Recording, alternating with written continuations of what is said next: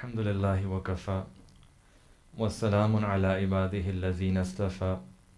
Amma ba'd. A'udhu billahi minash shaitanir rajim. Bismillahir rahmanir rahim. La ta'khuzuhu sinatun wa la nawm. Subhana rabbika rabbil izzati amma yasifun. Wa salamun ala al-mursaleen walhamdulillahi rabbil alameen. Allahumma salli ala Sayyidina Muhammad وعلى آل سيدنا محمد وبارك وسلم. اللهم صل على سيدنا محمد وعلى آل سيدنا محمد وبارك وسلم. اللهم صل على سيدنا محمد وعلى آل سيدنا محمد وبارك وسلم. Now, as a community, we are facing a lot of challenges, and I feel that some of the challenges that we are facing is because of lack of health and wellness. I'm not saying that that's the only challenge that we have, but certainly some of the spiritual, religious challenges that we're facing individually, things that are difficult for us. If I look at my own self, people around me, my community, if we can understand some basics about health and well-being, then that would go a long way to alleviate some of the things that we are facing individually and collectively as well. And one aspect of health and wellness is sleep, which is a very important aspect. And you might think, well, who gives a lecture on sleep? But I hope by the end of this presentation we would be able to appreciate this topic and can realize why this topic is so important for us. I myself am sort of looking to improve my own health, my own spiritual well-being, and I think sleep is really important aspect of our health. And my goal here will be twofold. Number one, very quickly and briefly, I just want to highlight and emphasize the importance of sleep.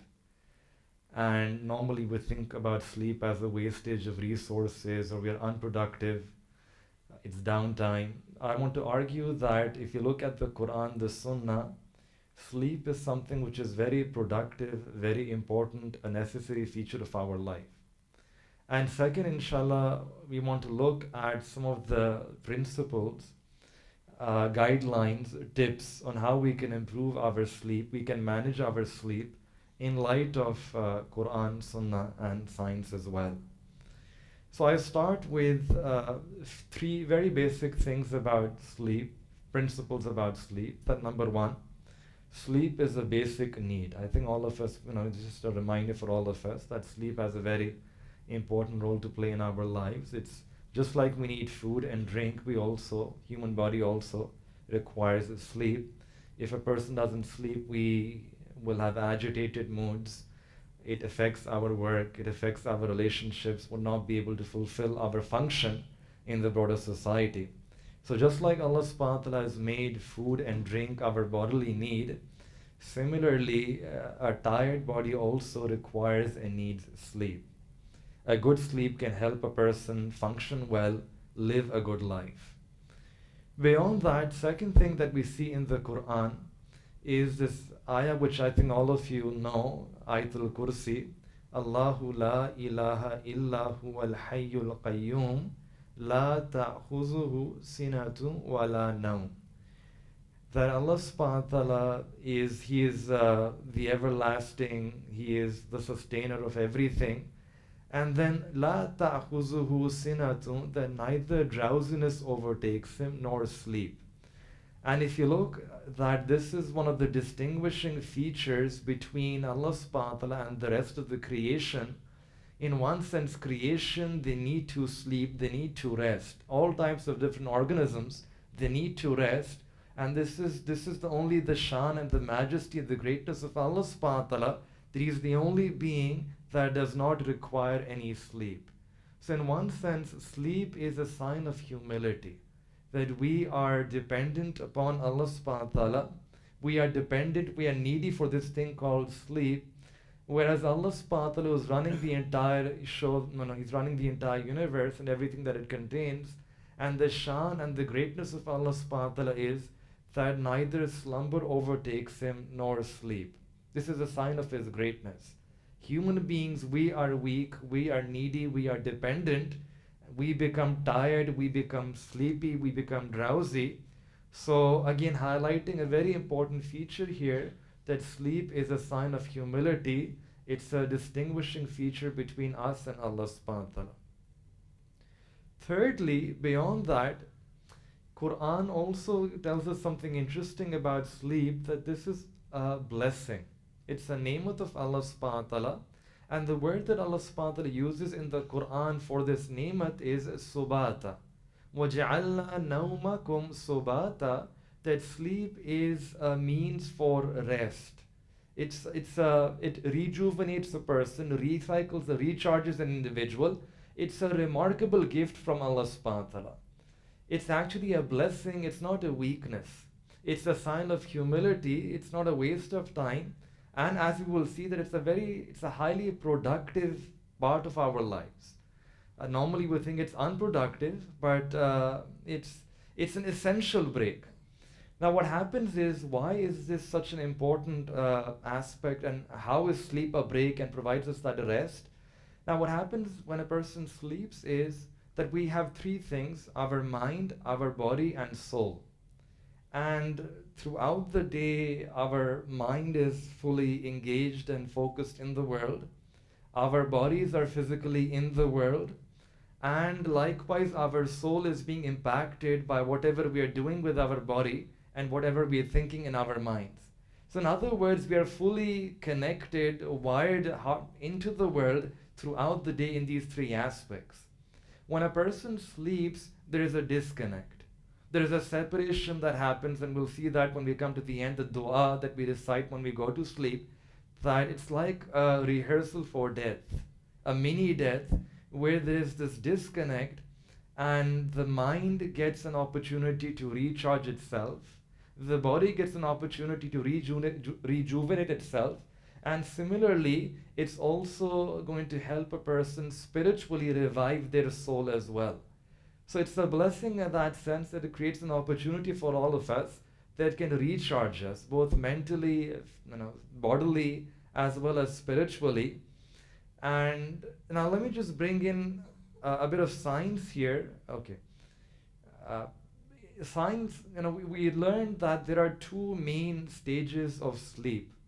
One is what we call the non-rapid eye movement, NREM, which is a stage which is the first stage, and it's quite beautiful, right? What happens in this stage is that whatever randomness that we are facing and encountering throughout the day, so we have these billion interactions with so many people, we have these billion thoughts coming into our mind, and there's this constant stimuli all around us.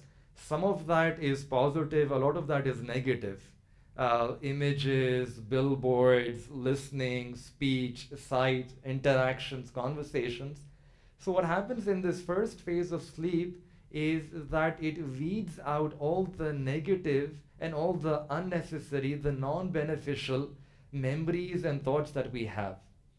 And it keeps the positive, it keeps those things which are necessary and beneficial within us, it stores that within ourselves. So for example, the unnecessary images and the billboards and all those signs, the unnecessary things are weeded out.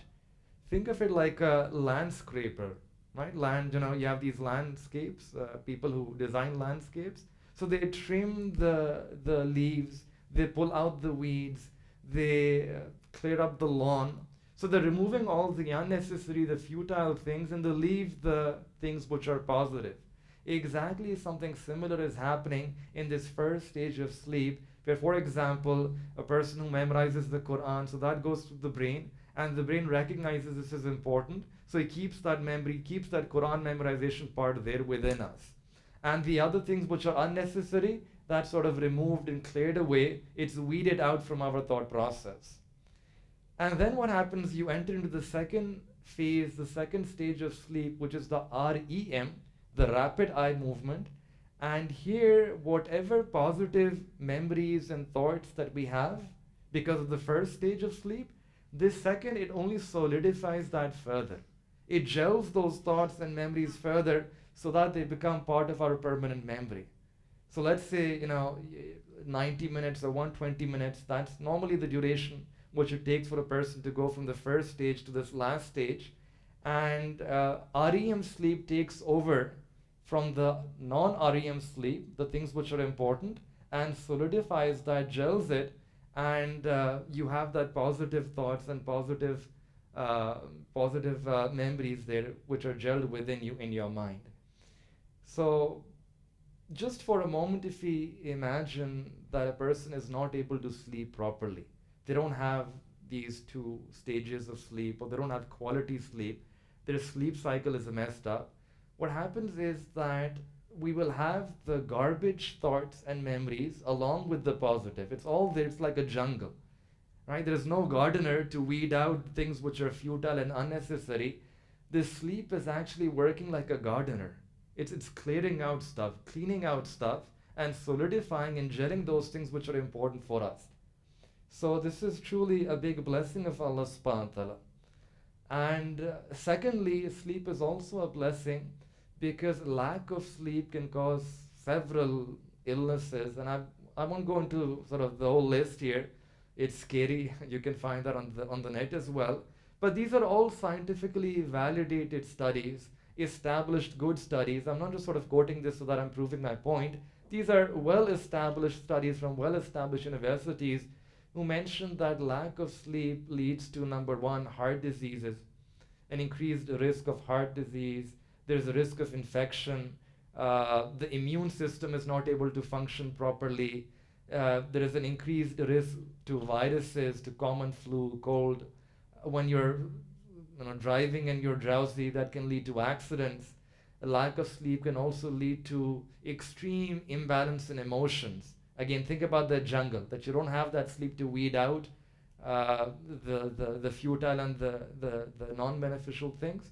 So it's like it's a whole jungle where you have a wiring which is all over the place, and hence the emotions are also all over the place. And sometimes you have people, bouts of sadness and anxiety and stress and tension and depression, all of these things, right? Deriving from, in a very fundamental way, this lack of sleep.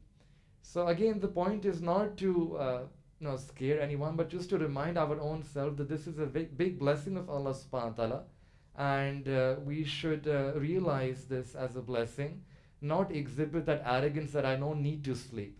Rather view this as an ayah from Allah, and it's an essential break that all of us need in our life, an essential reset, restart button that helps us to revive and recharge ourselves, bodily, mentally, as well as spiritually. Now, with that background, I want to mention 10 very, very simple, very practical guidelines or tips in light of Quran, Sunnah, and science, things that can help us improve our sleep and hopefully, inshallah, help us live healthy and meaningful lives.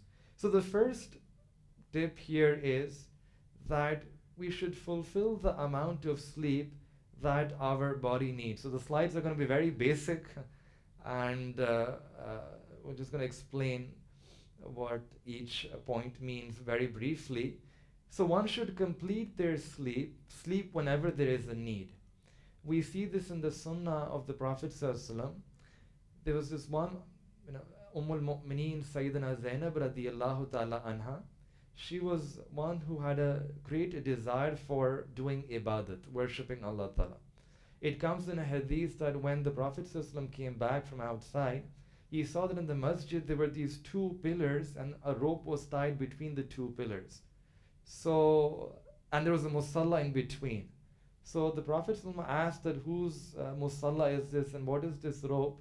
And the people said that this is the rope and this is the praying area of Sayyidina Zainab radiyallahu ta'ala anha. So then the Prophet ﷺ asked her that why did you tie this rope? And she said that, oh beloved of Allah, when I'm overtaken by sleep, instead of sleeping, I take support from this rope and I continue my ibadah throughout the night.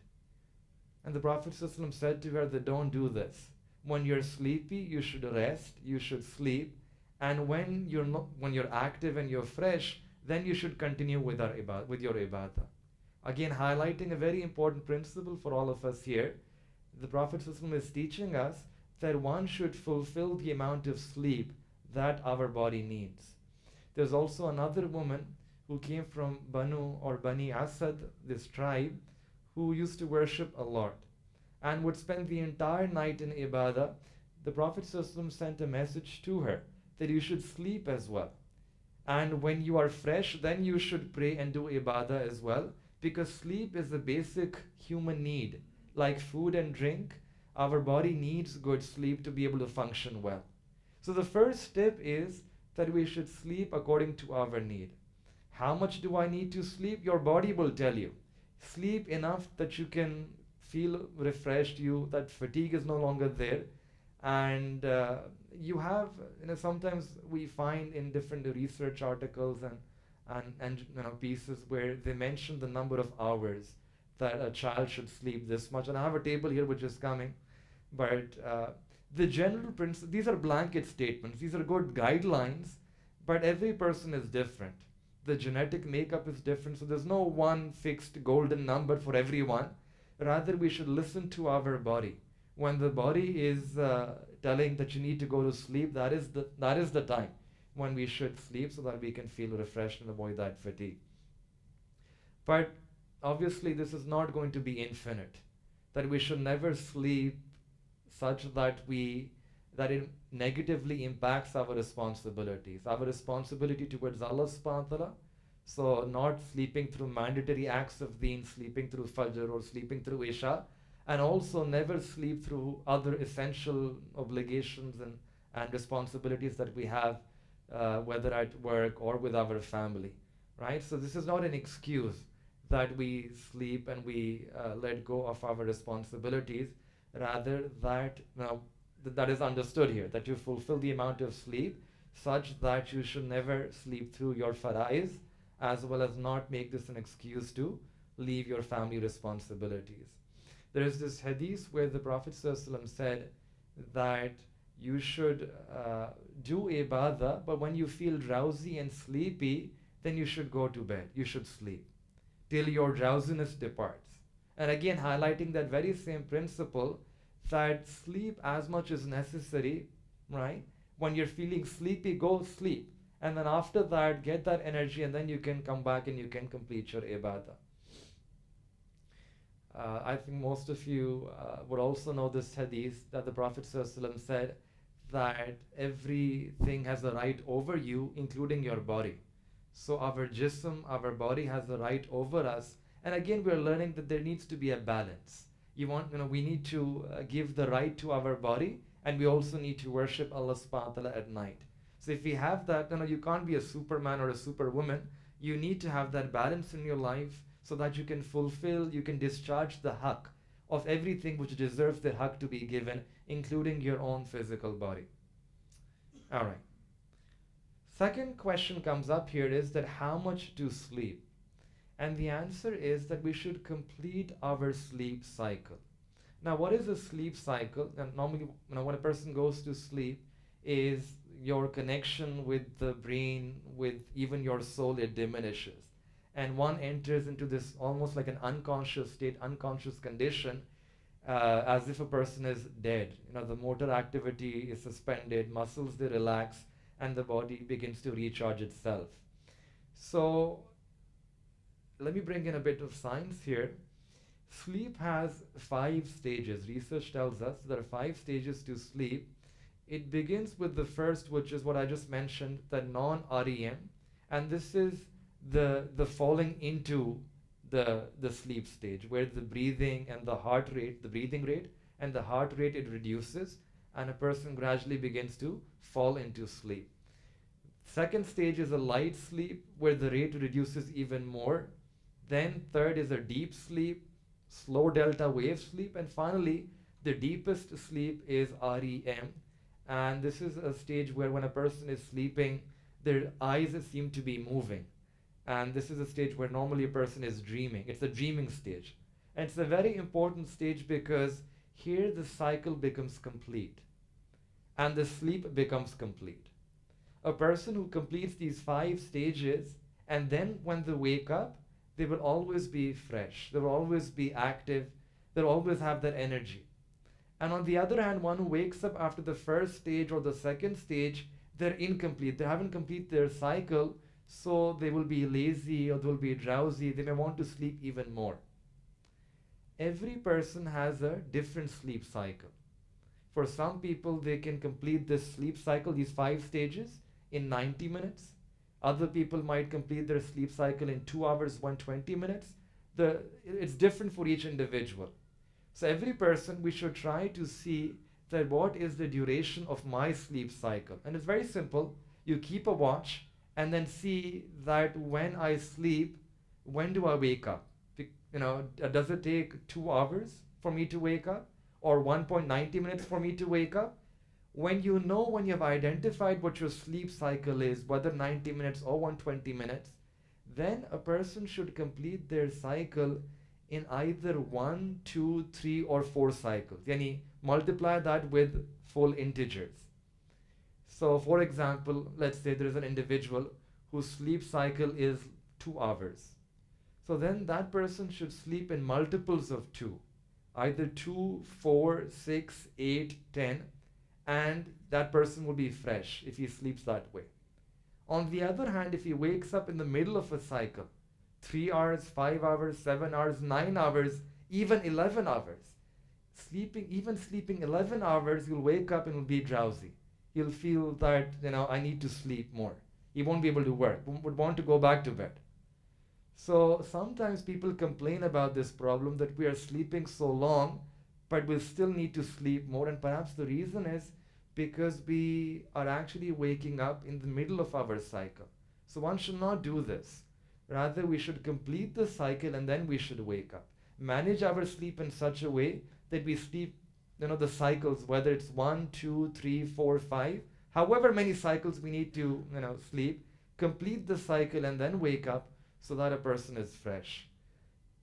When we read the stories of our pious elders, that they would sleep very little and yet they will be so alert and so attentive and so fresh, Allah subhanahu wa ta'ala gives tawfiq to them, that they sleep for 1 cycle and they're as fresh as someone who slept for, let's say, 8 hours or 9 hours. So it's not rocket science here, it's something which is part of human fitra, part of human nature. And very interestingly, again, I don't want to make this like proving science through Quran, but it's actually the opposite. In fact, that is also sort of problematic. But Quran also mentions different stages. Quran alludes to different stages of sleep. If you look carefully, there are several verses where we can draw certain parallels. So for example, in Surah Baqarah we did this ayah, La ta'khuzuhu sinatun wala naum. So there's one kind of sleep which is called sina, drowsiness, and then another kind of sleep which is called naum, which is sleep, what we understand. Then another place Allah says, there is yughashikumun nu'asa, nu'as. This is another sleep which is being mentioned. It's type of a drowsiness. It's a short sleep, something like a first and a second stage. Then elsewhere Allah subhanahu wa ta'ala, there is this third word which is mentioned, ruqud. Ruqud, and this is when a person sleeps for a longer duration. This is referring to the people of the cave, the Ashab-e-Kahf, who were sleeping inside a cave. So their sleep is being referred to by this word ruqud, which is sleeping for a longer duration. And then finally we have this word ma yahja'un haja'a, which is even it's a deeper sleep that Quran speaks about, that these are people who sleep very little during the night, and then at the time of Sehri they wake up and they make istighfar and seek forgiveness from Allah subhanahu wa ta'ala. Again, Quran is also highlighting and alluding that human beings have different steep cycles and different stages in sleep. We find that in the Quran as well. Again, so how much should a person sleep? I already said that there is no fixed number, but according to several research, the thumb rule is, like you can see on the chart here, I won't go through this. For an adult, normally it's 7 to 8 hours. If a person sleeps more than that, then there is a risk of heart attack. And likewise, if you sleep less than that, again it increases the chances. And those who sleep within this range, 7-8 hours roughly, they have a good sleep and they're able to complete their sleep cycle as well. Again, Allah Ta'ala has made needs different for each person. Like I said, as a general principle, we should listen to our body, and the body will tell us how much sleep do we need. All right. Third principle, which is very important, is that we should sleep early after praying Isha. And before I come to this, our deen is so beautiful that it, number one, tells us what are beneficial actions in our deen, right? The things which will benefit us. But more than that, it also tells us the time and place by which we can maximize the benefit of those beneficial actions. So for example, praying Salah 2 rakat nafil, that's a beneficial action which will bring you close to Allah subhanahu wa ta'ala. But the deen also tells us that if you pray those 2 rakah after Fajr, you wait 20 minutes when the time of Ishraq starts, and now you pray those two rakat, the reward that you will get will be equivalent to one Makbul Hajj and Umrah. So the blessings are multiplied, multifold. Similarly, you pray those 2 rakat nafil in Madinah Munawwara, the barakat and the blessings and the reward, the ajr would be much more. Exactly the same principle applies to sleep as well. Sleep itself is it's a beneficial act, it's a blessing from Allah subhanahu wa ta'ala. On top of that, the sunnah teaches us that how can you maximize the benefit from that beneficial sleep. And one way we do that is to learn about the timing. So when to sleep, we should pray Isha and then sleep as early as possible so that you are able to wake up for tahajjud. One of the problems that we have is that we start our day, in several cultures, we know, we start our day after Isha, right? The shops open after Isha, and there is a whole crazy culture which is completely counter-culture to the Sunnah.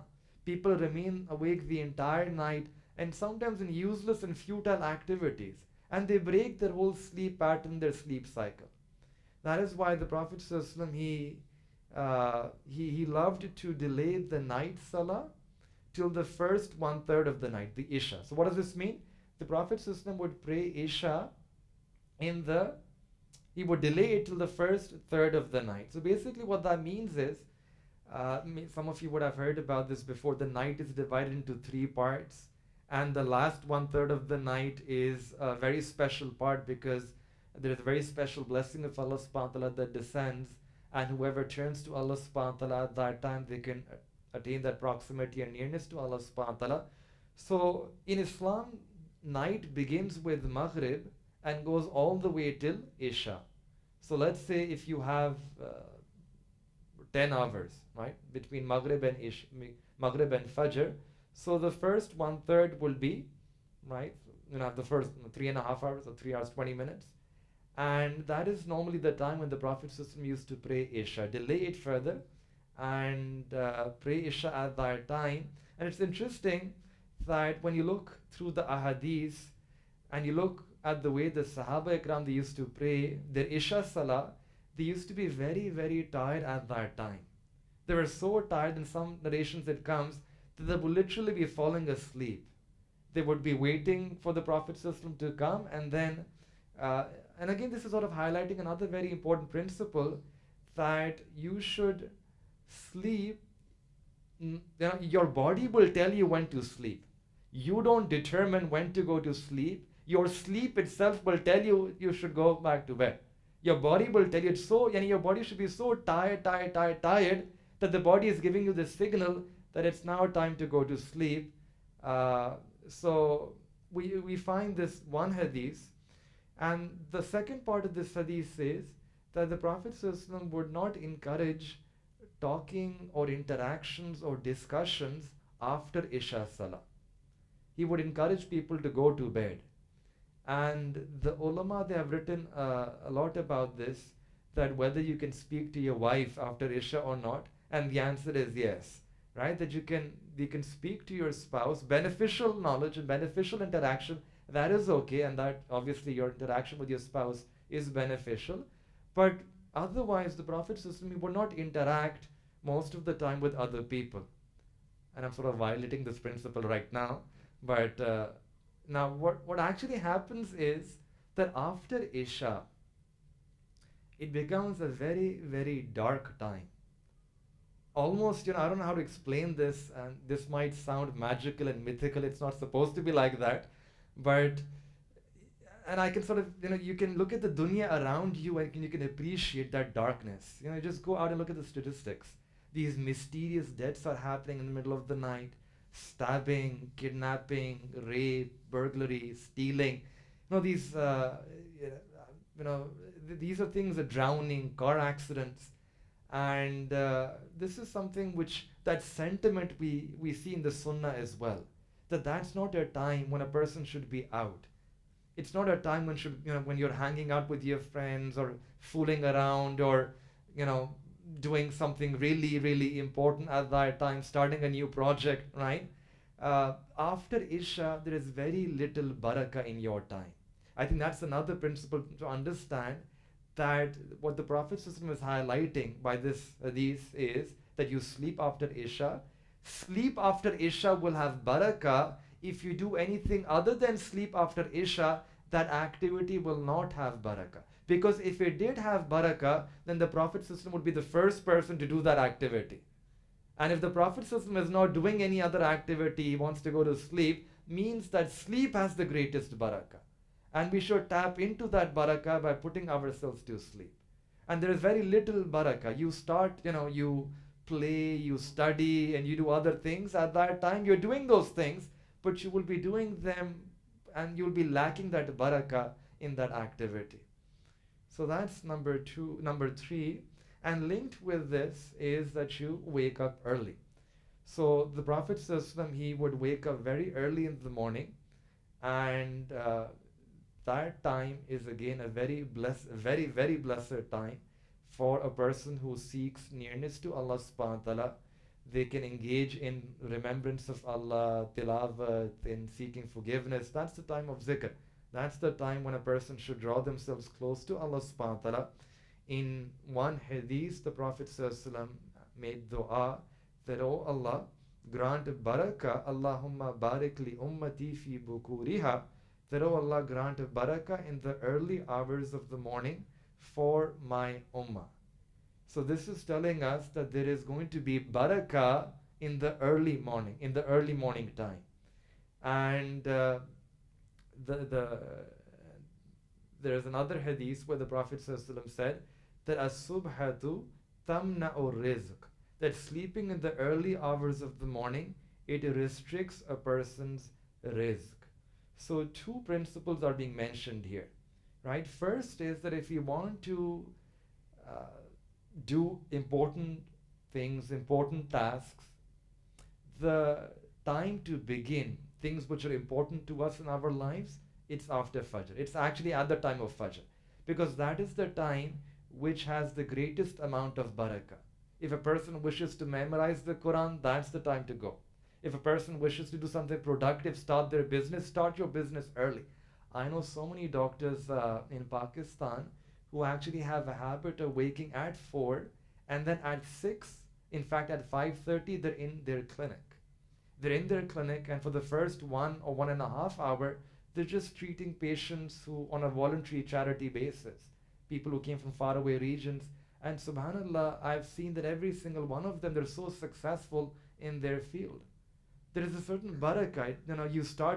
You do any dini activity at that time, there is a barakah in that. You do any dunyavi activity in that time, Allah subhanahu wa ta'ala will put barakah. I can tell you from my own example, that when I started studying ilm, I was my university first year, and one of my teachers said to me that give your morning to ilm. And that's what we did. That we would come for Fajr, and Fajr used to be at 5 roughly at that time, 5 to 5:30, and then from 5:30, 6:30, 7:30, 8:30, about 9:30, 4 hours we used to be in the masjid and studying Zaraba, Zaraba, Zaraba, Zarabu, Zarabat, Zarabata. Arab, Saraf, Nahav, Arabic, Tafsir, Hadith. And then from 10 onwards, or 9:30 onwards, our classes would start at university. But we ensure that we take our classes in such a way that they begin post 9 or post 10 o'clock in the morning. And it's so manageable, it's so doable. Right? You can combine the entire secular education with your dini education if you start early. And subhanallah, we were able to accomplish so much in that brief amount of time because of this hadith. This is what the Prophet ﷺ said, that this is a time of barakah. Whatever you start, you're able to do it more efficiently, more productively, and Allah Ta'ala puts barakah in that. In fact, if you look at the example of the Prophet ﷺ, it comes in another hadith that the Prophet ﷺ, he would dispatch an army early in the morning. So again, highlighting that same feature is something which is important. You do that in the morning. He would send caravans early in the morning. And there is also another hadith where the Prophet ﷺ said that rise early to earn your living and do your affairs at that time, for this brings about blessing and success. This third is very interesting. Hazrat Fatima radiallahu ta'ala anha, she said that when the Prophet ﷺ saw her lying in the bed one morning, like sometimes people are sleeping, so the Prophet ﷺ told her that, my daughter, get up and witness your Lord's bounty, the fazl of your Lord, and do not be among those who are indifferent. Allah subhanahu wa ta'ala distributes daily bread between the break of dawn and sunrise. So if nothing else, those 20, 25 minutes or 30 minutes, that's the time when a person should be alert, active, awake, and ideally either engaged in the remembrance of Allah subhanahu wa ta'ala. That's the time when Allah subhanahu wa ta'ala sends a rizq. So one of the habits that we have is that we pray Fajr and then we jump back into the bed. But actually, the morning is the most blessed time. We have this, even in our culture, I think we have this phrase, we have this recognition that early bird catches the worm. And that's the same feature which is being highlighted here in the Sunnah as well, that if you want to be successful, you need to start early. And this hadith, which we saw before, that sleeping in the early hours, it restricts risk. So risk, sustenance. This is again highlighting a very important feature. If you're a student, your risk is knowledge. If you are in business, your risk is your paycheck. So whatever identity you have, your risk will be different. And if you sleep at that time, this will deprive you of your risk. It will deprive you of knowledge. It will deprive you of literally money. It will deprive you of barakah in that wealth. It will deprive you of sustenance. So if you look at the paradigm, what is the paradigm? What is the Sunnah paradigm? That you sleep early and you wake up early, so that you can maximize the barakah through this. And instead, the mistake that many of us we make is that we sleep late and we wake up very late. And we miss out on those windows, those opportunities when we could have maximized the barakah that Allah subhanahu wa ta'ala is sending to us. Right? So, if we disregard these natural or sunnah laws, there is a vicious cycle where there is a weakness of intellect, there's no time for us to work, no time for ibadah, loss of barakah, one ends up having relationship problems, and there are also obstacles to risk. So this leads to a vicious cycle. Now, in fact, when a person wakes up in the morning, there's another, by the way, another thing which comes here in the hadith is that we should ease out of our sleep. So we wake up, the first thing ideally is that we should recite the Masnoon dua for waking up from sleep. After that, make wudu. And number 3, we should pray. Now these 3 things. This goes back to an hadith where the Prophet ﷺ said that shaitan, he ties 3 knots. When you go to sleep, shaitan 3 knots to you. And I'm again paraphrasing here, that it says that sleep, sleep, sleep, the night is long. So even if you wake up, the shaitan puts that waswasa, that whisper, keep on sleeping, the night is long. And the Prophet ﷺ said that the mechanism by which you can untie those 3 knots is by doing these 3 amal. The number 1, when you wake up, you immediately recite the Masnoon dua. This will help to untie that first knot of shaitan. Second, you go and you make wudu. This will untie the second knot. And then third, when you pray your fajr, This will untie all the three knots, and this will liberate you. This will set you free. This will set that energy within you.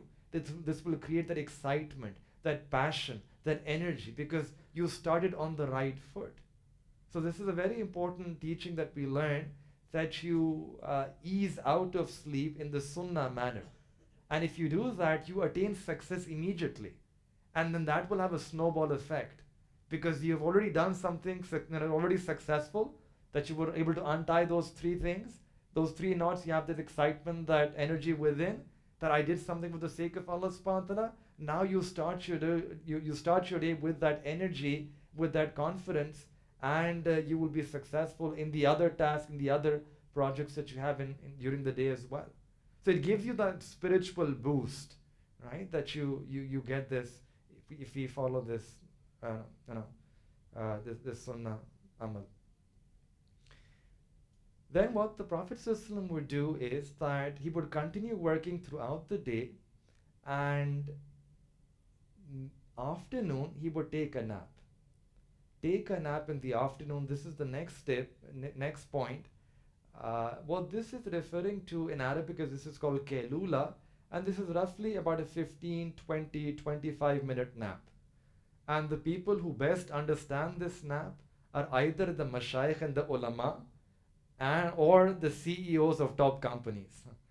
The CEOs, they recognize this. They sleep at this time, and that's why they feel so energetic and they're able to do these amazing things.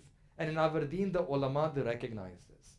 And subhanAllah, you look at the productivity of our ulama and mashayikh, the amazing books and the amazing work and the amazing dini khidmat that they have been able to do is because of their regimen, because of their cycle, that they would work at the times of Baraka, sleep at the times of Baraka, and then also they would have a habit of trying to take this Kehlula as well.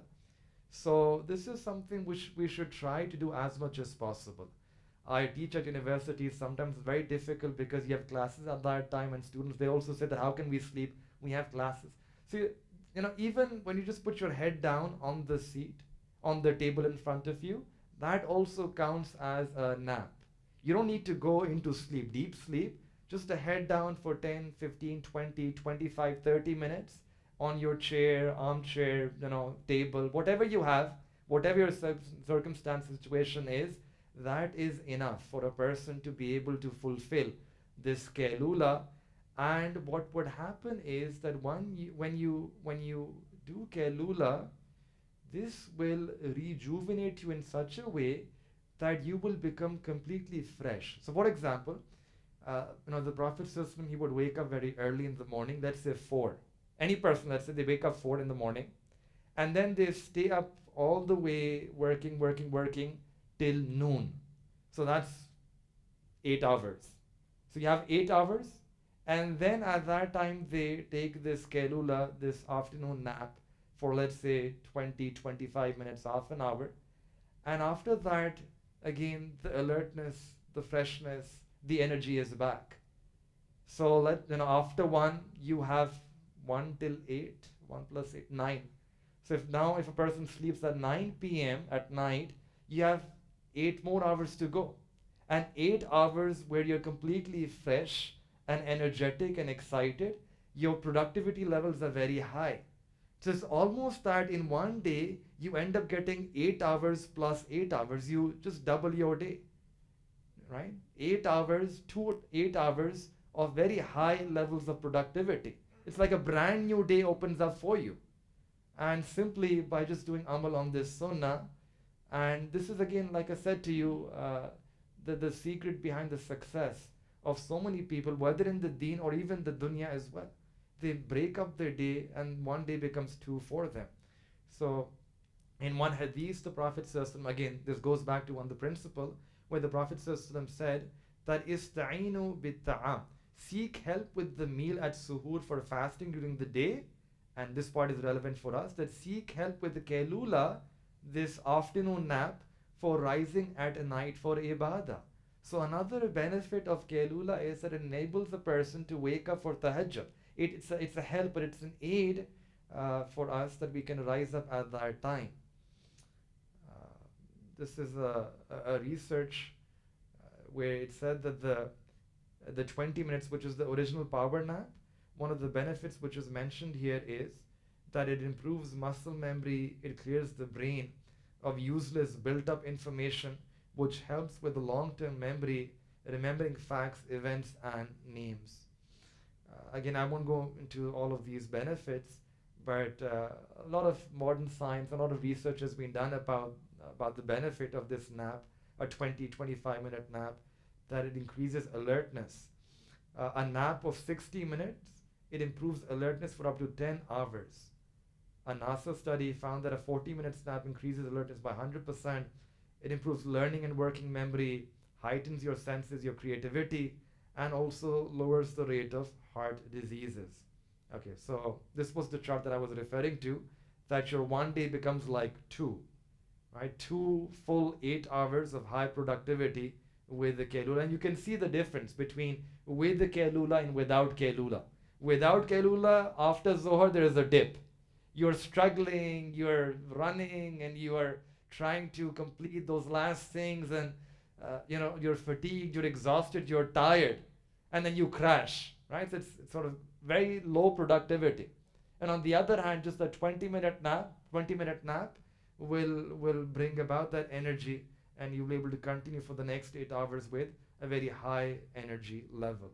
So this leads to a virtuous cycle where, number one, I think first and foremost, you get the baraka of following the sunnah. You're able to pray tahajjud and ishraq, do zikr and ibadah at that time. You can get more work done, more healthy, more free time.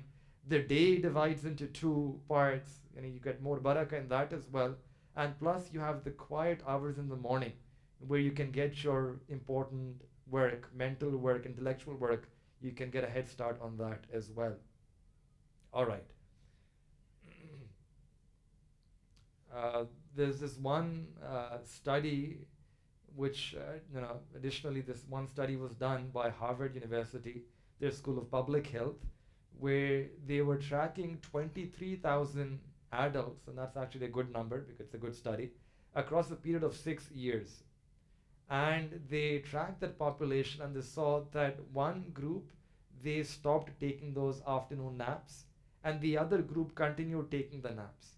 And at the end of 6 years, they realized one of the conclusions of that study was that the group that had stopped napping, they had a 37% increased risk of death, of heart attack, through death to heart attack, compared to those who were napping. And secondly, the people who were able to nap, they were able to live, they were more likely to reach the age of 90. Now, so nap increases, number one, your health and the possibility of reaching the age of 90. Now, what we're trying to highlight using this statistic here is that all of us are living in this world. This world is an opportunity to maximize as many good deeds as we can. And if a person is able to live up to 90 and is healthy, that's beneficial for us. It's something that we desire because we can maximize our akhirah, the return in akhirah. And plus, we can be a source of guidance for other people in our community as well. So this is something that we should understand and value, something which our deen teaches as well, the power of nap. That it creates this new energy. Olympic, by the way, think, who's the fastest sprinter? Usain Bolt. It's something interesting what he does. He runs 100 meter, breaks all these records, and what he does before racing is that he takes a nap. And we might be thinking that before race in this Olympics, people will be freaking out and practicing, and he sleeps before racing, and then he wakes up and then he runs and he breaks all these world records. So there is an energy. There is a rejuvenation. It's like a quick recharge that you get this, and then you're able to do all these interesting things. Okay. All right. Okay, so some famous people who used to nap: Winston Churchill, Napoleon, Edison, Da Vinci, Einstein. they would nap. Businesses that promote napping, Nike has nap-friendly quiet rooms, Google, and certain aircrafts and air carriers as well. All right, next tip is number 6. This is that this derives from a hadith of the Prophet ﷺ, that before sleeping one should make wudu, we should clean our bed, and we should sleep on the right side. And each of these 3 things are very important. They have several benefits, several blessings associated with them. So number 1, the first thing was that you make wudu before sleeping, and then you sleep on your right side. So there is actually a narration where the Prophet ﷺ advised a person that when you intend to go to sleep, then make wudu, the wudu that you make for salah, and then you sleep on your right side. Now this is very counterintuitive because you're going to sleep, your wudu will break anyway. But the point here is that there is baraka in doing so, baraka in making wudu at that time. And what is that baraka? That hadith sort of explains that further. It continues, it says that if you are able to do these 3 things, that you make wudu before sleeping, you sleep on your right side, and then you make dua for sleep, then you can be assured that a person, if they die in that condition, they will die in a state of faith, in a state of iman. So there is a spiritual blessing which is associated with staying in a state of wudu when you're sleeping. That a person will die in a state of wudu, they will die in a state of iman.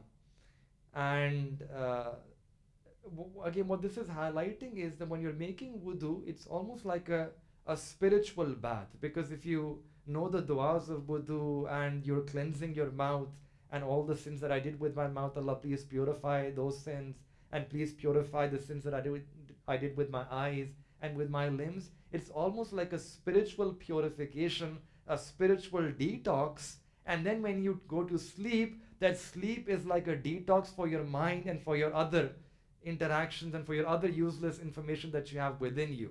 So you have the big garbage which is being removed from you because of this act of wudu, which is a spiritual garbage, the spiritual problems that we have, the sins. And then after that, the mental and the bodily waste and useless things and useless information, that is being wiped away, that is being cleared and cleaned through this act of sleep.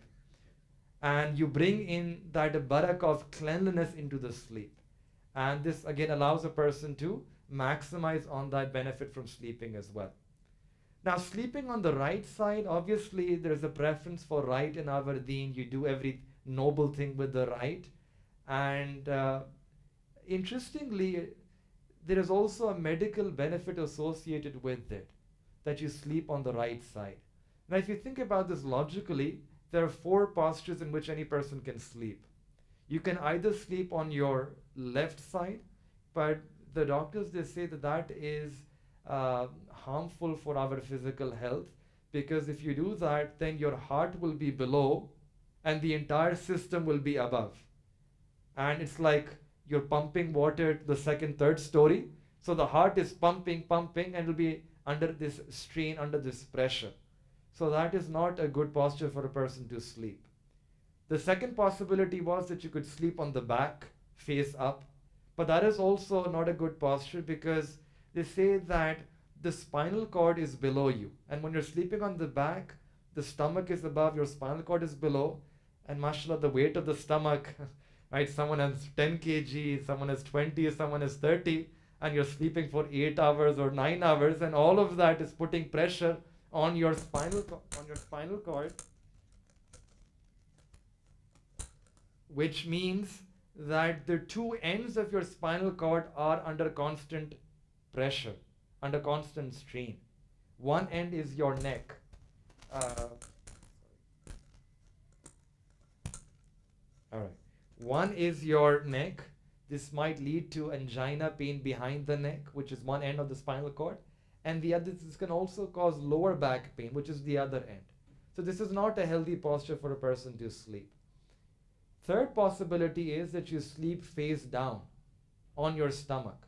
Again, this is also medically not advisable, because now the intestines will be hanging above. They're above and they're hanging, and they're also very weighty. And it's possible that if there is some weak area, weak point, then the intestine, they can snap, or this can lead to complications which require surgery. And by the way, the Prophet ﷺ also clearly prohibited that a person should not sleep in this posture where they're sleeping on their stomach. And medical research says that especially with infants, there is something called a sudden infant death syndrome, where the chances of heart attack increases by 7 times, and this can lead to death among infants and children. So sleeping on the right side is the most beneficial posture, again, which is we learn from the Sunnah. All right. Next, number 7, and we're now sort of almost coming to the end, 7 of 10, is that maintain a positive sleep environment.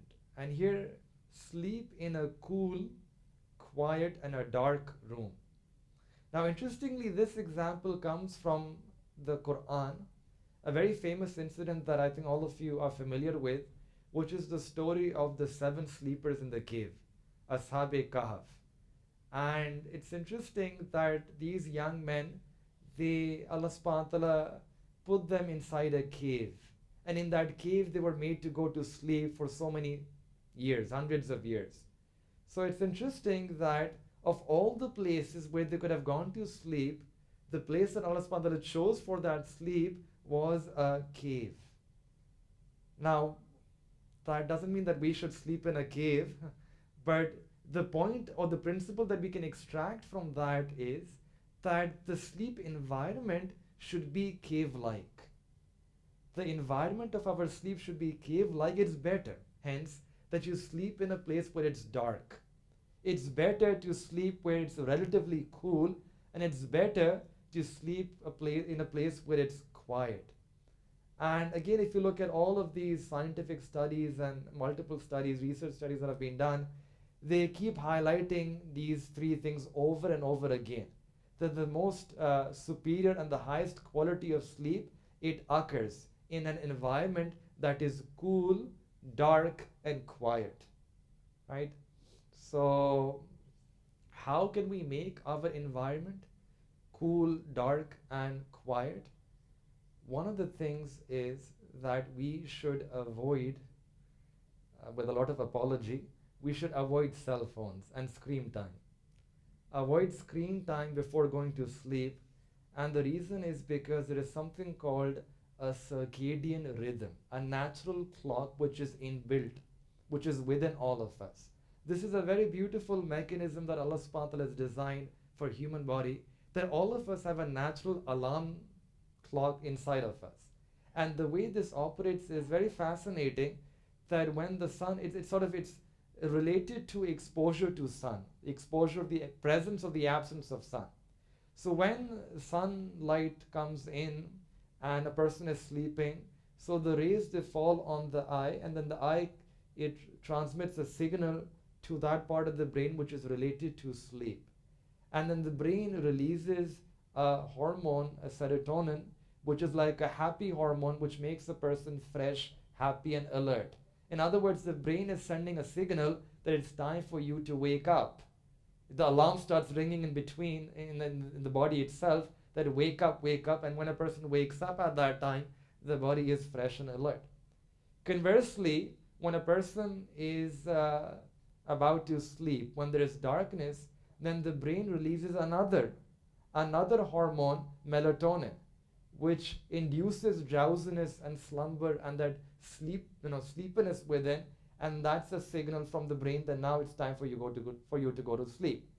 So this inbuilt mechanism is already there within us, this natural alarm clock which is telling us when to wake up, when to sleep, and this is related to the presence or the absence of sunlight.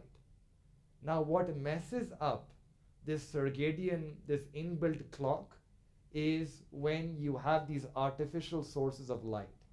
And the light that comes from a cell phone or this screen, it's shining all of this light into you, this glow, this blue light, this dark light, it's heavy light, and it's messing with your natural rhythm. It's messing with your circuit, this inbuilt clock that you have, and it messes you up, and then a person is not able to have that positive sleep. They end up having sleep disorders. So there's one thing called sleep length, there's another thing called sleep quality. So the sleep quality gets extremely affected.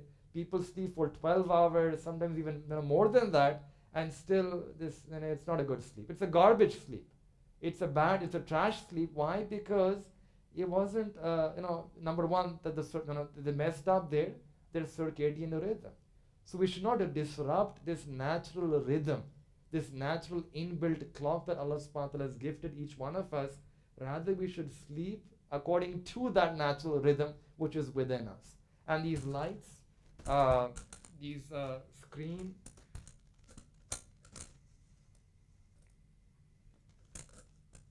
they disrupt that circadian rhythm. Interestingly, in one hadith, the Prophet ﷺ mentioned that when you go to bed, you should put out the lamps, extinguish the lamp, and shut the door, and cover the water in food containers, in these containers. Again, lamps, in our times, think about dangerous things. But the general principle that is being mentioned here is that you are shutting down. You're shutting down the lamps, the doors, you're putting the food away, covering the water, and you're now beginning to transition into this beneficial time, which is the time for sleep. So we should ease, just like we ease out of sleep, we should also ease into sleep, right? When you pray your Isha, now it's time to sort of just shut down your system. You come back home, shut the door, lock the door, cover the food, put the food in the fridge, cover the water, extinguish the lights. You create that environment around you which is conducive for sleep, a positive sleep environment. Now, when you have created that positive sleep environment, the next step, number 8, is that you sleep with zikr. The benefit of doing zikr at the time of sleep is, for anyone who has done zikr, they know that they will start to feel sleepy. Right? If someone is not able to go to sleep, start doing zikr of Allah subhanahu wa ta'ala, and you will automatically feel a bit of drowsiness. Why does this happen? This happens because when you're remembering Allah subhanahu wa ta'ala, there is a rahmat, a sakina, a tranquility that descends upon you. And this causes a state of drowsiness. It leads to a state of tranquility, serenity, peace, peace. And this enables and helps a person to easily move into that deeper sleep. So our mashayikh, they say that if one has difficulty in going into sleep, you should start to recite Durood Sharif, or recite Istighfar, recite the Kalima, and because of this zikr, one will be able to easily fall into deep sleep. The second last thing, number 9, is to recite the Masnoon du'as before sleeping and after waking up. Now, why is this important? Because sleep is a transition. It's actually a very major transition that happens in our life. Because, when you're sleeping, what's happening is that you're ending one day. You just completed writing on that one page of your book of deeds. Right? That one page is now finished. And when you wake up in the morning, that's a new opportunity. You're looking forward to that new opportunity which Allah subhanahu wa ta'ala blesses you with. So you should close your day with the zikr of Allah, and you should start your next day with the zikr of Allah subhanahu wa ta'ala. And when you bring the zikr of Allah, the name of Allah, obviously the name of Allah subhanahu wa ta'ala will invite blessings. Bismillah. Anything you begin with Bismillah, it attracts the blessings, the Baraka of Allah subhanahu wa ta'ala. So sleep itself is beneficial. On top of that, you're now attracting more Baraka from Allah subhanahu wa ta'ala by invoking the name of Allah ta'ala. And secondly, this is also a way to show shukr and gratitude to Allah ta'ala for this nemat. Sleep is a nemat. So you're displaying your humility that, Ya Allah, I need this and I'm dependent on sleep, and you're also showing your gratitude to Allah subhanahu wa ta'ala when you recite these masnoon du'as. So what are the masnoon du'as? I don't have this here on the slide, but hopefully all of you would know that before sleeping, you say that Allahumma bismika amutu wa ahya. That, oh Allah, in your name, I die and I live. And this is again, why? Because death is like, your sleep is like a death. It's like a sister of death. It's like a mini rehearsal. When we are sleeping, we are mimicking death. And we should reflect on that. That when we are sleeping, it's possible that we may not wake up. And hence we should try to purify ourselves of sins, make forgiveness, seek forgiveness from Allah subhanahu wa ta'ala, do muhasabah of the day that we spent. If there were any mistakes and any sins that we did, immediately seek forgiveness from Allah subhanahu wa ta'ala. Any good things that we were able to accomplish and attain, show gratitude to Allah ta'ala, do shukr of Allah subhanahu wa ta'ala. So we remind ourselves that this is, I may not be able to wake up from this. And then we also remind ourselves that this is an opportunity, that the next day when it comes, that's an opportunity to press the reset button. If I wake up, it's an opportunity to press the reset button. So when we wake up, what is the dua that we recite? Alhamdulillahillazi ahyana ba'da ma amatana wa ilayhi nushur. So you start with praise. That Alhamdulillah, Allah subhanahu wa ta'ala woke me up after this dress rehearsal, and my return, ultimate return will be back to Him. We keep that reminder within us. So when you start the day, we recite this dua. This dua teaches us again that lesson that look forward, this is a new opportunity. A new opportunity that is coming. Tomorrow is a new opportunity.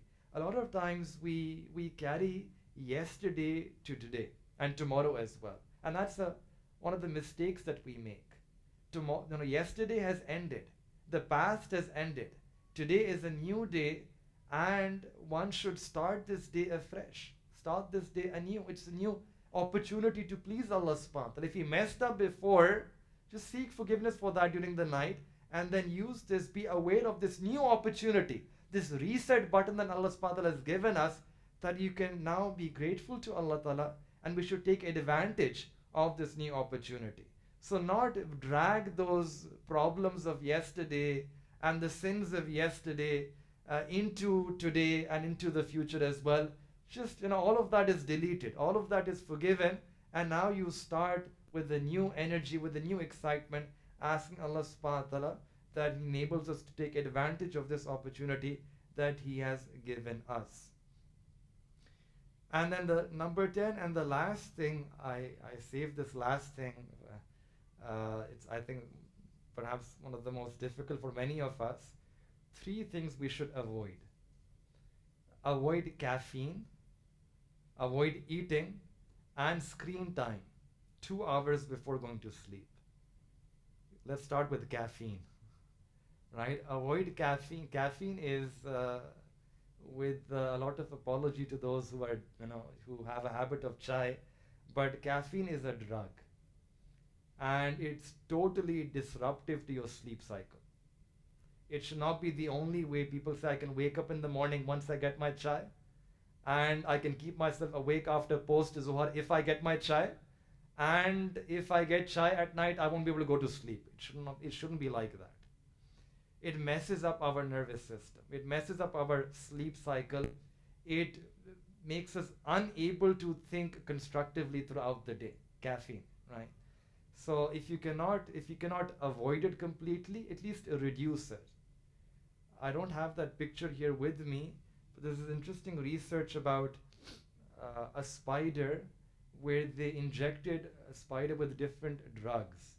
And there's this one normal spider who makes its web in like a normal web, the way you expect a spider to make its web.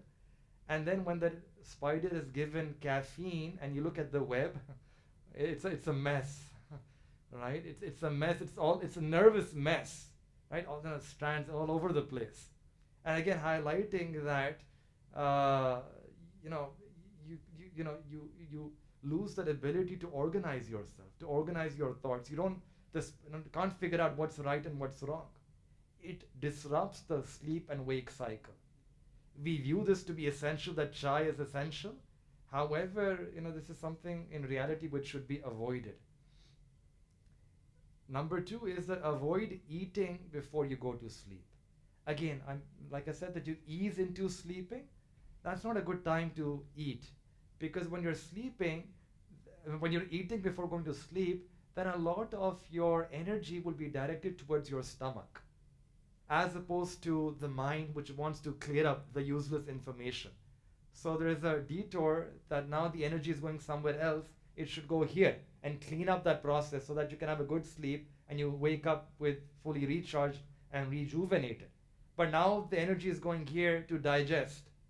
So one should, it's better than not to eat 2 hours before a person goes to bed, and that helps a person to ease into their sleep. And finally, screen time, which I've already mentioned before as well, that it disrupts a person's circadian rhythm. Easing into sleep means you just need to shut down your system, wind everything down, close everything, and then sleep. And by the way, this also includes that you remove stressful things in your life. Remove stress. Anything which stresses you, worries you, is a cause of anxiety, remove that before going to sleep. And research has again shown that those who sleep with their stresses and their anxiety, they suffer from different sleep disorders. And that is why whenever a person intends to go to sleep, they should try to remove all their tensions, worries, stresses from their mind. And Shariat, our deen, has given us such a beautiful teaching that the deen says that before you go to sleep, remove malice and hatred from your heart for anyone. Forgive that person. And this is the sign of a person who is Jannati.